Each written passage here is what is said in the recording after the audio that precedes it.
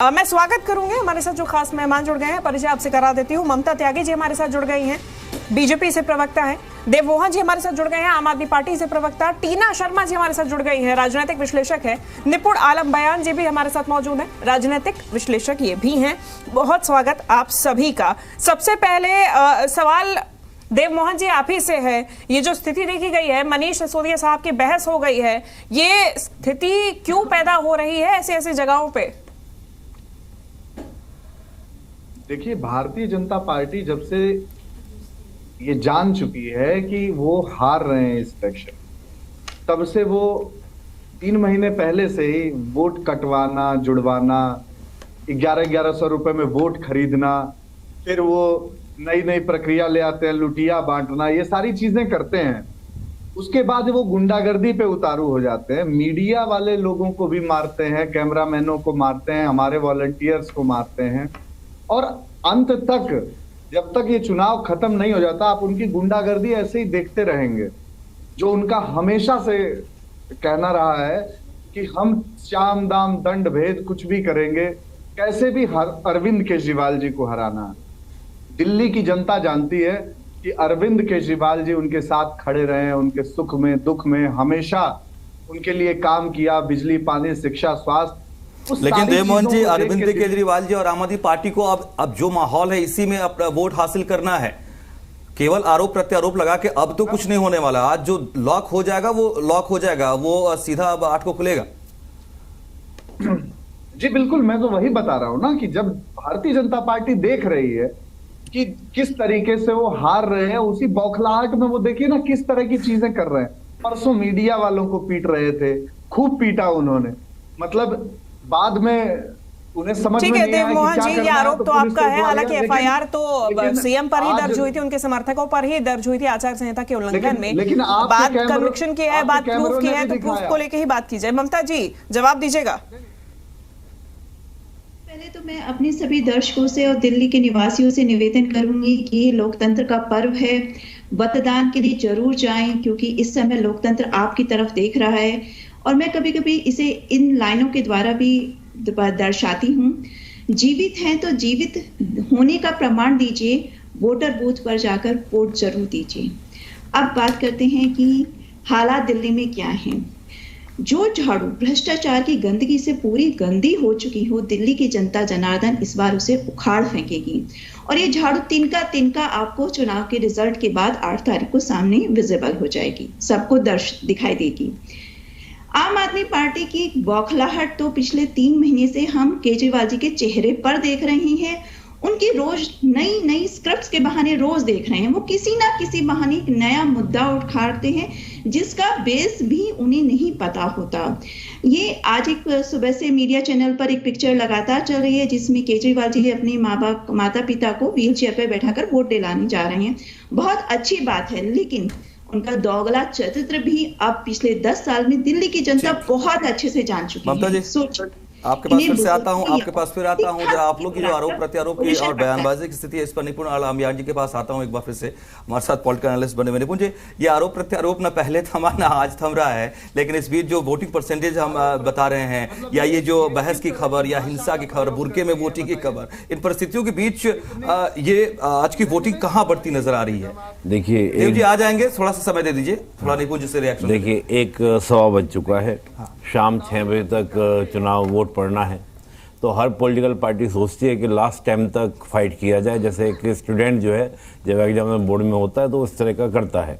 और होता ये है कि कोई ना कोई टीवी देख रहा होगा, चैनल सब देखते हैं आज के दिन, और लोगों का काम ही कुछ नहीं आज के दिन, या तो वोट डाल कर आएंगे या बैठ कर घर में टीवी देखेंगे भाई क्या माहौल है क्या नहीं है। तो कहीं ना कहीं हर पार्टी कोशिश करती है कि अभी भी आरोप प्रतिरोप लगाए जाएं ताकि हम कुछ तो रुझान पैदा करें अपनी ओर। लेकिन देखिए, आरोप प्रतिरोप अपनी जगह है। अब बीजेपी का एक आरोप की बात नहीं है, यहाँ तो सीधा सीधा हम देखें किसी पार्टी की जो राज्यसभा सांसद है उन्हीं का ही आरोप है कि मुझे घर बुलाकर पीटा गया, उस आरोप की हम बात करेंगे। फिर मुख्य सचिव की बात करेंगे। अब आपने खुद ही शिवांगी जी ने कह ही दिया था कि भाई सीएम के ऊपर लगा है, चल इन बातों को हम छोड़ दें, दरकिनार करते हैं। अब जो भी है, देखिए इस समय आज वोट हो रहा है, मैं इसको बोलता भी हूँ कि लोकतंत्र का उत्सव है। और आज के दिन हमें महसूस होता है कि हाँ, भारत में एक डेमोक्रेसी है, लोकतंत्र है, जब व्यक्ति जो है, नागरिक जो है, अपने अधिकारों का प्रयोग करता है। तो उसमें कुछ छुटपुट घटनाएं हो जाती है, तो वो उत्सव का जो रंग है या जो उत्साह है उसको कम नहीं हो जाता। हम लगातार देखें अभी भी आपका वोटिंग प्रतिशत बढ़ ही रहा है। हम सुबह तक 11 बजे तक देखें तो करीब 20% के आसपास था, कई एरिया में तो उसको भी क्रॉस कर रहा था। जैसे हम बात करें कि आपका जो ईस्ट की हम बात करें तो पूर्वी दिल्ली में बड़ा अच्छा वोट प्रतिशत रहा। तो मुझे लग रहा है कि जो पिछली बार था उसके आसपास ही रहेगा, या उससे मुझे थोड़ा सा बढ़ता हुआ दिख रहा है। जो रुझान मुझे याद है कि पिछली बार 20% के आसपास नहीं था 11 बजे तक, अभी दूसरा हमारा डाटा आई जाएगा और क्लियर हो जाएगा। तो कुल मिला के मैं कहूंगा कि जिन्होंने वोट नहीं किया अभी भी जाकर वोट कीजिए, और आरोप प्रत्यारोप चलता रहेगा। देखिए बाद में बात निकल कर आएंगी, जितने मुद्दे उठ रहे हैं ना, आप देखिएगा शाम के 6 बजे के बाद मुद्दे कुछ और हो जाएंगे। अगर वाकई में इतना सीरियस आरोप, इतने एलिगेशन है तो 6 बजे के बाद भी चलना चाहिए। चुनाव आयोग के पास लगातार शिकायत होनी चाहिए। मुझे लगता है कि क्या वोटिंग परसेंटेज आता है उस पर भी नैरेटिव अलग अलग दलों का तय होगा कि अब क्या रिएक्ट करना है। शिवांगी निश्चित तौर पे, और टीना जी भी हमारे साथ लगातार बनी हुई हैं। टीना जी, मेरे 2 सवाल है आपसे कि ये जो आरोप प्रत्यारोप का दौर देखा जा रहा है, बार बार झड़प भी देखी जा रही है, बहस भी देखी जा रही है, एक दूसरे के नेताओं के सामने नारेबाजी की पहल की जा रही है, उसके बाद में ये पूरा माहौल गर्माता हुआ नजर आ रहा है। ठीक है, एक तरफ कितना प्रभाव इन सभी चीजों का, इन सभी मुद्दों का आज वोटिंग पर पड़ेगा? दूसरा सवाल यह है कि वोटिंग परसेंटेज आज जो निकल कर आता है उसका कितना प्रभाव दलों पर पड़ेगा?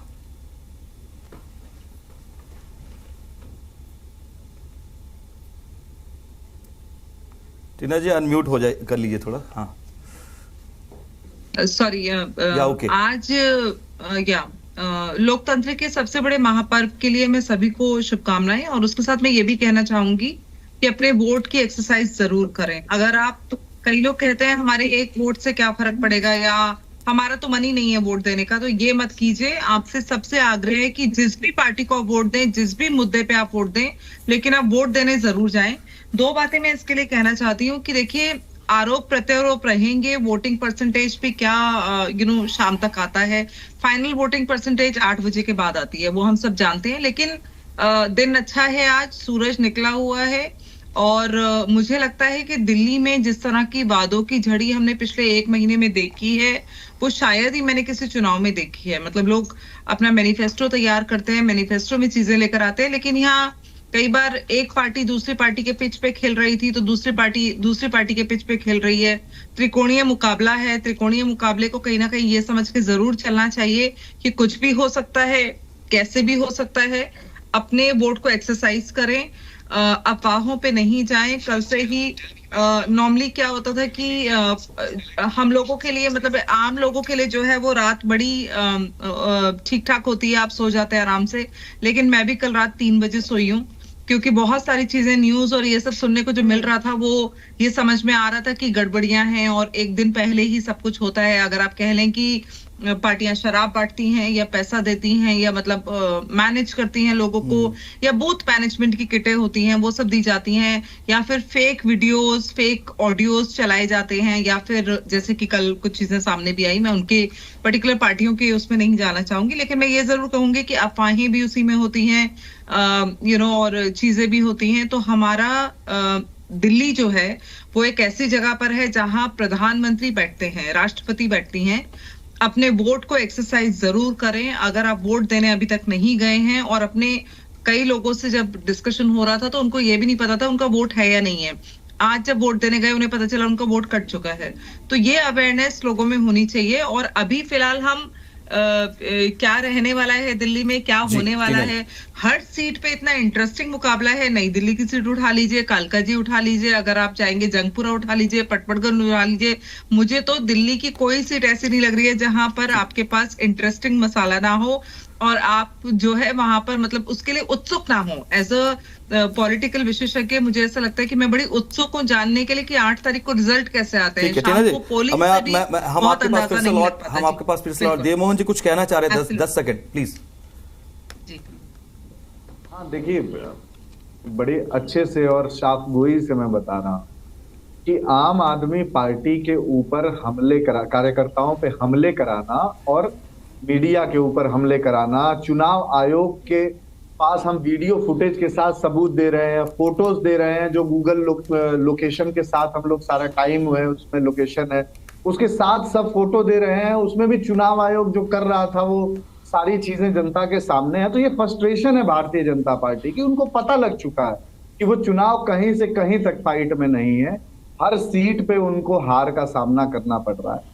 तो वो बौखलाए हुए हैं। इस तरीके की हरकतें, पुलिस का इस्तेमाल करके बदतमीजियां करवाना वॉलंटियर से, नेताओं से, ये सारी चीजें आपके सामने देखने को मिल रही हैं। दिल्ली की जनता अपने विकास के मुद्दे पे वोट कर रही है, दिल्ली की जनता अच्छी शिक्षा के मुद्दे पे वोट कर रही है, दिल्ली की जनता। चलिए ठीक है, ये मुद्दे आखिर कौन कौन से काम कर गए हैं ये 8 तारीख को स्पष्ट हो जाएगा। डॉक्टर अनित हमारे साथ जुड़ गए हैं कांग्रेस से। डॉक्टर अनित, कांग्रेस कहां खड़ी है इस वक्त? क्या आपके आकलन कह रहे हैं वोट परसेंटेज जो अभी तक निकलकर सामने आया है? नमस्कार आपके दर्शकों को। मैं उम्मीद करूंगा कि दिल्ली वासी भारी संख्या में दिल्ली के हालात बदलने के लिए वोट देने निकलेंगे। मैं उनसे गुजारिश करूंगा कि गंदे हवा, गंदा पानी, गंदी नदी, गंदा शहर के मकड़जाल से बाहर निकलने के लिए वोट करेंगे। अपने बच्चों के लिए भ्रष्टाचार रहित शासन व्यवस्था कायम करने के लिए बाहर निकलेंगे। और आज आप देखिए कि दिल्ली वासियों का जो उत्साह है, 20 से 25% तक का वोटिंग अभी तक हो चुका है। ये इस बात का द्योतक है कि किस तरीके से दिल्ली के लोग सत्ता परिवर्तन के लिए बाहर आ रहे हैं। पिछले 10 सालों में 1 दशक से दिल्ली के लोगों ने लगातार प्रयोग किए, किसी के झांसे में आकर, किसी के झूठ में आकर फरेबी को लोग समझ नहीं पाए। और आज 5 फरवरी के दिन दिल्ली वासी फिर से दिल्ली को एक विकसित राजधानी बनाने के लिए बाहर निकल रहे हैं। मैं उम्मीद करूंगा, अभी हमारी मित्र जो मुझसे पहले बता रही थी, वो बता रही थी कि किस तरीके से सारे दिल्ली में ट्रायंगुलर फाइट है। पर मैं आपको जानकारी के लिए बता दूं कि 1993 के बाद से दिल्ली एक मुश्त वोट करती है। चाहे वो लोकसभा का इलेक्शन हो, एक क्लियर मैंडेट आता है, चाहे विधानसभा का इलेक्शन हो, जहां वो विधानसभा में किसी दूसरी पार्टी को चुनते हैं, वहां पे भी लोकसभा में एक क्लियर मैंडेट देते हैं। 7 की 7 सीट किसी पार्टी को चली जाती है, कभी कांग्रेस को चली जाती है, कभी बीजेपी को चली जाती है। उसी तरीके से विधानसभा में दिल्ली की जनता एक मुश्त मतदान करती है और एक किसी ना किसी पार्टी को ही पूर्ण बहुमत की सरकार बनाती है। और आज समय जिस तरीके से बदल रहा है, दोनों ही पार्टियां पूरी तरीके से एक्सपोज हो चुकी हैं। चलिए ठीक है अनित जी, ये जो आंकड़े हैं ना, ये स्पष्ट हो जाएंगे 8 फरवरी को। सबसे बड़ा सवाल है पूर्ण बहुमत किसी की आ पाती है कि नहीं आ पाती है, दल कौन सा आगे बढ़ पाता है, नहीं बढ़ पाता है, ये तमाम चीजों पे आगे हम डिस्कशन करेंगे।